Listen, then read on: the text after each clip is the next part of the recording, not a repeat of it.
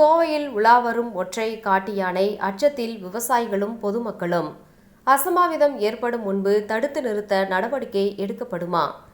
கோவை மேற்கு தொடர்ச்சி மழையில் கடந்த ஆண்டு ஏற்பட்ட கடும் வறட்சியின் காரணமாக வனப்பகுதியிலிருந்து உணவு தண்ணீர் தேடி தொண்டாமுத்தூர் சுற்று வட்டார கிராம பகுதியில் உள்ள வீடுகள் கடைகளில் இருந்த உணவுப் பொருட்கள் கால்நடைகளுக்கு வைத்திருந்த தீவனங்கள் மற்றும் விவசாய விளை நிலங்களுக்குள் புகுந்து சேதத்தை ஏற்படுத்தி வந்தது.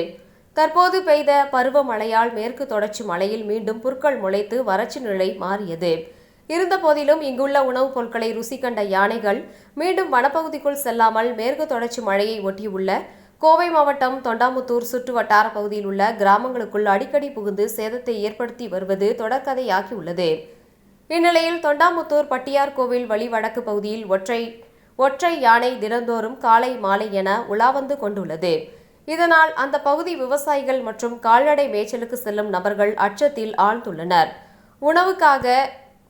உணவுக்காக இரவு நேரங்களில் மட்டுமே வெளியே வந்த யானைகள் தற்போது காலை மாலை இரு வேளைகளும் உலா வர ஆரம்பித்திருப்பது அப்பகுதி மக்களிடையே பெரும் அச்சத்தை ஏற்படுத்தியுள்ளது.